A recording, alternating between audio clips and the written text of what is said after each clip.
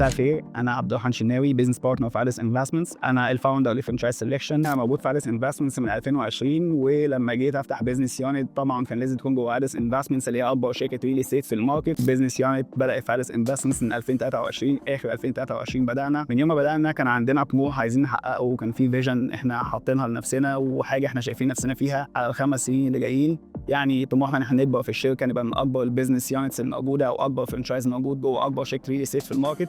في نفس الوقت واحنا بنعمل ده ما نضحيش بالبرفورمانس، ان احنا نبقى بناخد الموضوع بشكل عايزين نكبر بس العدد، لا احنا عايزين نكبر العدد ونطلع هاي كواليتي من السيلز، يعني بتتعمل بالبرفورمانس بالايجنت عندنا ديورنج الفتره اللي احنا هنكون موجودين فيها او اللي احنا هنبداها كل سنه بالعدد اللي معانا.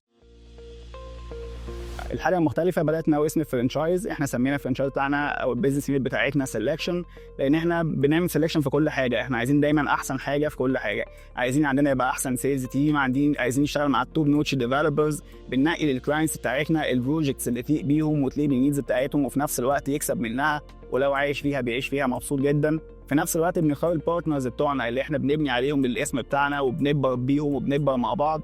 فالكولابوريشن اللي عملناها مع ليدز مارت كانت حاجه من الحاجات المهمه جدا بالنسبه لي السنه دي. عملنا شغل محترم جدا مع بعض، ادونا السبورت اللي انا كنت محتاجه في الحته بتاعت الليد جنريشن. يعني ما حسيتش ان عندي ازمه زي ما اي حد بيفتح شركه او بيبقى لسه بادئ فاتح في اي وقت. المشكله بتاعت اجيب ليدز ازاي او اجيب ليدز منين، وراه ميديا باير والتاني والتالت، باخد فيدباك مش لازم يكون مظبوط.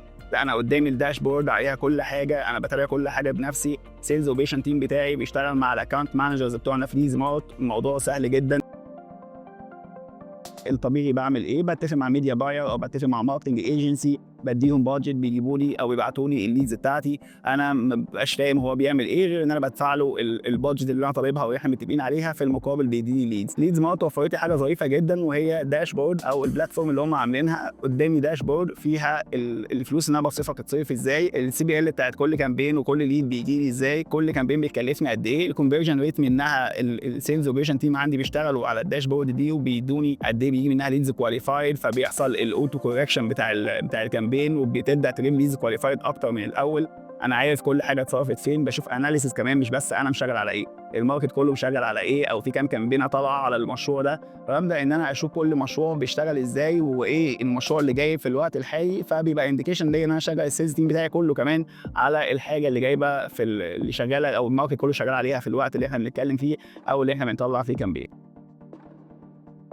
فاحنا بدانا في فرنشايز، عددنا ما كانش اكبر حاجه. الحمد لله النهارده بتكلم معاكم واحنا فضاعفنا 10 اضعاف سيلز فورس بتاعت الفرنشايز. الحمد لله ارقام كبيره معموله كل شهر، اكتر من التارجتس اللي احنا كنا متفقين عليها مع نفسنا وكنا قاعدين بعض ان احنا هنحققها. والحمد لله رانكت التوب بيرفورمانس من الفرنشايز، التوب بيرفورمانس على اديس انفستمنتس كلها، وده اتكرر اكتر من شهر. عندنا شهر 8 ده برضه شهر كان في الهاي سيزون، يعني من اعلى الشهور اللي اتعملنا فيها ارقام مبيعات. يعني ربنا وفقنا في لونش بلاج ووفقنا في المعرض اللي كان موجود في الوقت دوت، طلعنا التوب بيرفورمانس فرنشايز على اديس انفستمنتس كلها، وده كان بتوفيق ربنا والطرق اللي احنا اشتغلنا بيها.